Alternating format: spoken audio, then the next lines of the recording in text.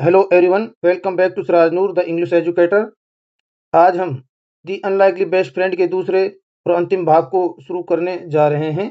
पिछले भाग में हमने देखा कि एक अनोखी दोस्ती कैसे शुरू हुई। अब आज हम जानेंगे कि इस कहानी का अंत क्या होता है और यह हमें कौन सी महत्वपूर्ण सीख देती है। तो चलिए बिना देर किए कहानी शुरू करते हैं। Only when the farmer pulled the rope. जब किसान ने रस्सी खींची, डिड द डॉग रियलाइज, तभी कुत्ते को एहसास हुआ, डेट की he was being taken away from his friend, कि उसे उसके दोस्त से दूर ले जाया जा रहा था। स्टूडेंट, रियलाइज का मीनिंग होता है अंडरस्टैंड, यानी समझना, एहसास होना या बोध होना। और इधर ये और देख लेते हैं, विंस्ड, सरंग बैक इन पेन और डिस्ट्रेस। इसका मीनिंग है दर्द से सिर उठना, यानी कि पीड़ा या दुख के कारण पीछे हट गया या दर्द के कारण चेहरा सिकुड़ गया। जब किसान ने रस्सी खींची, तभी कुत्ते को एहसास हुआ कि उसे उसके दोस्त से दूर ले जाया जा रहा था या जा रहा है। ही येल्प्ड, वह चिल्लाया, चीखा। दी एलिफेंट विंस्ड, और हाथी दर्द से सिर उठा, यानी कि पीड़ा दुख के कारण पीछे हट गया, यानी दर्द के कारण चेहरा सिकुड़ गया। But neither the farmer nor the माहूत noticed, लेकिन न तो किसान और न ही माहवत ने ये देखा, that कि the two friends were in tears, कि दोनों दोस्त आंसू बहा रहे थे। he yelped, कुत्ता दर्द से चीखा, हाथी दर्द से सिर उठा। लेकिन न तो किसान ने और न ही माहौत ने उनको नोटिस किया और देखा कि दोनों दोस्त आंसू बहा रहे थे। द नेक्स्ट डे, अगले दिन, एट लंच टाइम, लंच के समय, the mahout served Gajraj his favourite food, अगले दिन दोपहर के भोजन के समय माहौत ने गजराज को उसका पसंदीदा भोजन परोसा। When the mahout came back after finishing his other chores, जब माहौत अपने अन्य काम पूरे करके वापस आया, ही वाज सरप्राइज, वो हैरान रह गया, टू सी डेट, ये देखकर कि the food had remained untouched, कि खाना जो के तो पड़ा है। कि अगले दिन दोपहर के भोजन के समय महावत ने गजराज को उसका पसंदीदा भोजन परोसा। जब महावत अपने अन्य काम पूरे करके वापस आया तो वह यह देखकर हैरान रह गया कि खाना ज्यों का त्यों पड़ा था और उसे किसी ने छुआ तक नहीं था। चोर्सिस का मीनिंग होता है डेली ड्यूटीज, जो हमारे अदर के रोजाना के कार्य होते हैं उनको चोर्सिस बोलते हैं। वाई गजराज, क्या बात है गजराज। आरंट यू हंग्री, क्या तुम्हें भूख नहीं लगी। ही आस्क्ड कंसर्न्ड, उसने चिंता से पूछा। किसने पूछा? माउथ ने। दी एलिफेंट डिड नॉट रिएक्ट, और हाथी ने कोई प्रतिक्रिया नहीं दी। ही मे हैव स्लाइट इंडाइजेशन, लेकिन हाथी ने कोई प्रतिक्रिया नहीं दी। मावत सोचता है कि शायद उसे हल्की बदहजमी हो। Let me not force him to eat, और मुझे उसे खाने के लिए जबरदस्ती नहीं करनी चाहिए। थोड़ द माउथ, माउथ ने सोचा। माउथ ने सोचा शायद उसे हल्की बदहजमी हो, मुझे उसे जबरदस्ती नहीं खिलाना चाहिए। स्लाइट मतलब हल्का, थोड़ा। इंडाइजेशन अपसेट स्टोमक, यानी कि बदहजमी होना। दैट नाइट ट्यू, उस रात भी, Gajraj did not touch his food, उसी रात शाम को जब गजराज को उसे भोजन दिया गया तो उसने उसको फिर नहीं छुआ। नोर द नेक्स्ट डे, और ना ही अगले दिन। Now the mahout was worried, और अब महावत चिंतित हो गया। He ran his hand on Gajraj tummy, उसने गजराज के पेट पर अपना हाथ फेरा। एंड और felt there was nothing wrong, और महसूस किया कि उसको कोई दिक्कत नहीं है, यानी कि उसके पेट में कोई दिक्कत नहीं है। टमी मीन्स होता है stomach. Why was he not eating then, फिर वो क्यों नहीं खा रहा है।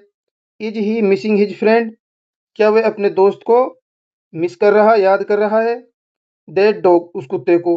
द माहौत वंडर्ड, माहौत ने सोचा। उस रात भी गजराज ने खाना नहीं खाया, नहीं उसको हाथ लगाया। अगले दिन भी नहीं खाया। अब माहौत बहुत चिंतित हो गया। उसने गजराज के पेट पर हाथ फेरा और उसे लगा कि कोई समस्या नहीं है।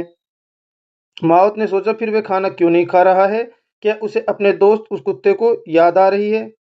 मीनवाइल, इसी बीच, एट द फार्मर्स हाउस, किसान के घर पर, the dog had also not touched his food ever since he was brought home. इसी बीच किसान के घर पर भी कुत्ते ने, जब से उसे घर लाया गया, एवर सिंस, जब, एवर सिंस का मीनिंग होता है जब से, घर लाया गया था तब से वे अपने भोजन को हाथ तक नहीं लगाया था। इस वाक्य में बताया गया है कि केवल गजराज ही नहीं बल्कि कुत्ता भी अपने दोस्त से बिछड़ने के कारण बहुत दुखी था, इसलिए जब से उसे किसान के घर लाया गया उसने भी खाना नहीं खाया। यह दोनों की सच्ची और गहरी दोस्ती को दर्शाता है। Are you missing your friend, क्या तुम अपने दोस्त को याद कर रहे हो। Asked the farmer, remembering the happy look on Bunty's face while sitting on the elephant's back। किसान ने पूछा, are you missing your friend, क्या तुम्हें अपने दोस्त की याद आ रही है। आस्क्ड द फार्मर, किसान ने पूछा। Remembering the happy look on Bunty's face while sitting on the elephant's back, उसे हाथी की पीठ पर बैठे हुए बंटी के चेहरे की खुशी याद आ गई। I can not see you go hungry, मैं तुम्हें भूखा नहीं देख सकता, सेड द फार्मर, किसान ने कहा। If you miss your friend so much go to him, अगर तुम अपने दोस्त की बहुत ज्यादा याद आ रही है तो तुम जा सकते हो।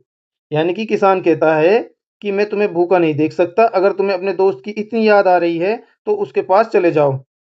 The farmer removed the rope with which he had tied the dog, किसान ने वह रस्सी खोल दी। The farmer remove the rope, वह रस्सी खोल दी। With which he had tied the dog, जिससे उसने कुत्ते को बांध रखा था। द डॉग दो वीक, हालांकि जो कुत्ता है वो वीक हो गया था, यानी कि बहुत कमजोर था। स्प्रेंग टू हिज फीट, और वह तुरंत खड़ा हो गया। कह रहा कि हालांकि वो कुत्ता बहुत कमजोर था फिर भी तुरंत खड़ा हो गया। ही लिक्ड द फार्मर्स हैंड, उसने किसान के हाथ को चाटा। वंस, एक बार। एंड देन रेन, और फिर दौड़ गया। यानी कि कुत्ता हालांकि बहुत कमजोर था फिर भी तुरंत खड़ा हो गया और उसने एक बार किसान का हाथ चाटा और फिर दौड़ पड़ा। He stopped only when he arrived at the stable, वह तभी रुका जब वह हाथी के अस्तबल यानी कि बाड़े में पहुंच गया। अस्तबल कहते हैं जो किसी फेंसिंग की हुई या कोई बाउंड्री के अंदर कोई एनिमल्स को रहने के लिए जो जगह बनाई जाती है उसको स्टेबल्स बोलते हैं। स्प्रैंग का मीन होता है जंप्ड, यानी कि कूदा। The elephant picked up the dog with his trunk and gave him a joyous swing. Picked up का मतलब होता है उठा लिया। ट्रंक मीन्स होता है सूंड। गेव, दिया। जॉयस, जॉयस मीनिंग यहाँ पे भी लिखा गया है यानी कि आनंदपूर्ण, खुशी भरा, यानी कि खुश। स्विंग मीन्स झूला। Swing move side to side और बैक एंड फोर्थ, यानी कि या तो साइड टू साइड या आगे पीछे इस तरीके से झुलाया। अब इसका मीनिंग हो गया कि हाथी ने अपने सूंड से कुत्ते को उठा लिया और खुशी से उसे झुलाया। The mahout was relieved, the mahout was relieved, यहाँ रिलीव्ड का मीनिंग क्या है स्टूडेंट, राहत महसूस करना। और जो महावत है उसने राहत की सांस ली। ही क्विकली ब्रोट द फूड, वो जल्दी से खाना लाया। Both of you eat first he said, और महावत ने कहा कि पहले तुम दोनों खाना खा लो। महावत ने राहत की सांस ली, वे जल्दी से खाना ले आया। उसने कहा तुम दोनों पहले खाना खा लो। By then the farmer who had followed the dog joined him, by then का मतलब होता है तब तक। फार्मर, किसान। फॉलोड, यानी कि पीछे पीछे आ गया, यानी कि पीछा किया। और यहाँ ज्वाइंट का मीनिंग हो गया साथ आ मिला, यानी कि शामिल हो गया। अब इसका मीनिंग हो गया तब तक कुत्ते के पीछे पीछे आया किसान भी वहां पहुंच गया और उनके साथ आ मिला। ज्वाइंड हिम यानी कि उनके साथ आ मिला। The two of them watched with satisfaction the two friend eating food. Two friends mean हो गया दो दोस्त, विद सेटिस्फेक्शन संतोष यानी सुकून के साथ, ईटिंग फूड भोजन खाते हुए। लाइन का मीनिंग हुआ दोनों ने संतोष और खुशी के साथ उन दो दोस्तों को खाना खाते हुए देखा।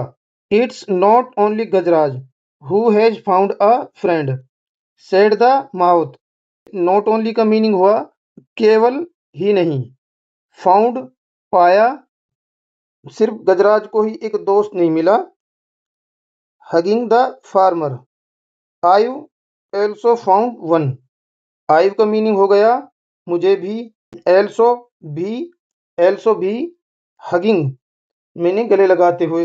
ये कह रहा है कि महावत ने किसान को गले लगाते हुए कहा कि सिर्फ गजराज को ही एक दोस्त नहीं मिला है, मुझे भी एक दोस्त मिल गया है। ये जो इस कहानी के जो लेखक हैं वो सुब्बा राव जी हैं और यहाँ कथाकिड्स.com दिया गया है।